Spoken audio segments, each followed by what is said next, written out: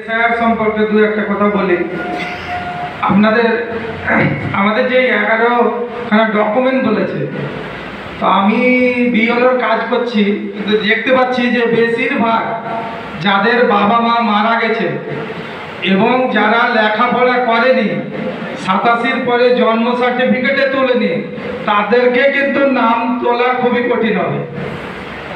ওই জন্য একটা কাজ যদি করতে পারেন কি, বিএলওরা আগে অনেক জায়গাতে বেশিরভাগ গ্রামে হয়েছে কি ফ্যামিলি রেজিস্টার তৈরি করেছে, সেই ফ্যামিলি রেজিস্টার থেকে যদি ওই সার্টিফিকেট নেওয়া যায় তাহলে কিন্তু কাজটা হবে। তাছাড়া এখন যদি ওবিসি সার্টিফিকেট বার করেন হবে না, জন্ম সার্টিফিকেট হবে না। যে 11খানা ডকুমেন্ট বলেছে, আপনি 87-র পরে যদি তাদের ডকুমেন্টগুলো চাই দেখেন দিতেই পারবে না।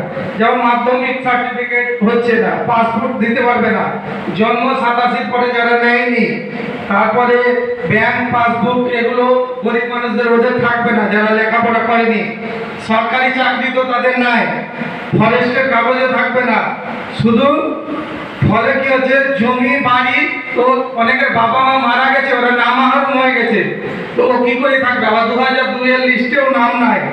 তাহলে সব দিক দিয়ে আমি যেটা দেখতে পাচ্ছি কি, যারা গরিব মানুষ এবং কি 87-র পর থেকে যারা লেখাপড়া করেনি, তারা কিন্তু এসআইআর বঞ্চিত হচ্ছে। সেটা একমাত্র হতে পারে কি বিএলওরা যদি ফ্যামিলি রেজিস্টার বানিয়ে রেখেছে আর ওইটা যদি সার্টিফিকেটটা দিতে পারে তবেই হতে পারে, তাছাড়া কোনো সম্ভব নয়। আর তাছাড়া এদেরকে দেখবেন, এদের প্রথম এতে নাম থাকবে না। এই যে 4 তারিখ থেকে শুরু হচ্ছে, আপনার দেখবেন এদের নাম থাকবে না 4 থেকে।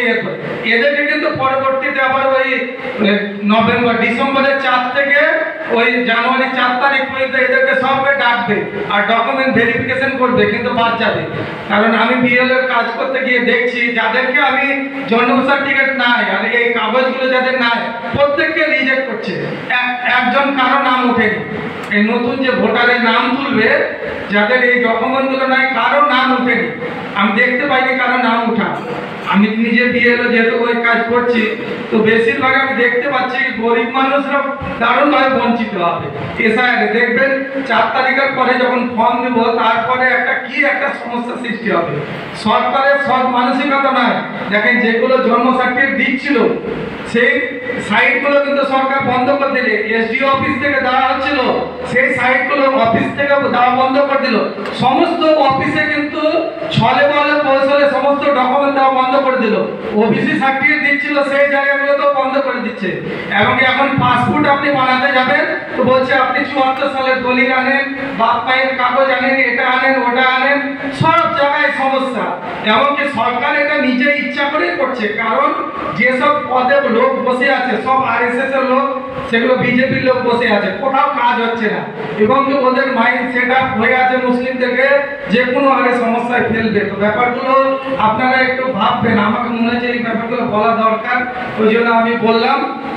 বলে আমি আমার ক্ষুদ্র বক্তব্য শেষ করছি। আল্লাহ যাতে আমাদের মনোবল হারিয়ে না দেয়, যাতে আমরা মানুষের জন্য কাজ করে যেতে পারি।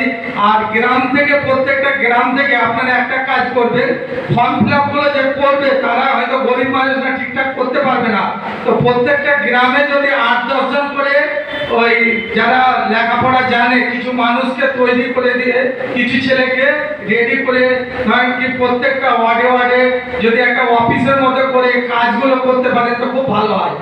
তা না হলে এই দেখবেন সময় কম আর কাজ কেমন করাচ্ছে জানেন তো? আমরা বিএলওর কাজ করলাম, 1 সপ্তাহ সময় দিল, বললো এই কাজ করতে হবে, 7 দিনের মধ্যে জমা নিয়ে নিল, অথচ 1 মাস ধরে ওই কাজ চলছে। এবার সঠিকভাবে আমাদেরকেও কাজ করতে দেয় না। কত তাড়াতাড়ি কাজ দিল, আবার তাড়াতাড়ি জমা দাও, সেই রাত 12টা 1টা 2টো পর্যন্ত জেগে কাজ করতে হয়েছে। এবারে একা লোক করাটাও কাজ খুব কঠিন। এত মানুষকে চিনা জানা, তার বাড়ি দেওয়া, তাকে কাগজ দেওয়া, এটা একটা বিশাল সমস্যা। তো প্রত্যেকটা গ্রামে যাতে কিছু মানুষ 5-7 জন 10 জন করে মানুষ তৈরি হয়, যারা এই ফর্মগুলো ফিল আপ করে দিবে, কাগজগুলো সাজিয়ে গুছিয়ে দিবে, তাহলে সুবিধা হবে। তা নাহলে একজন বিএলওর পক্ষে 1000-1500 মানুষের কাজ করা খুবই কঠিন, এবং সমস্ত কাগজ ভেরিফিকেশন করাটাও বড় কঠিন। এই বলে আমি আমার বক্তব্য শেষ করছি। আসসালামু আলাইকুম।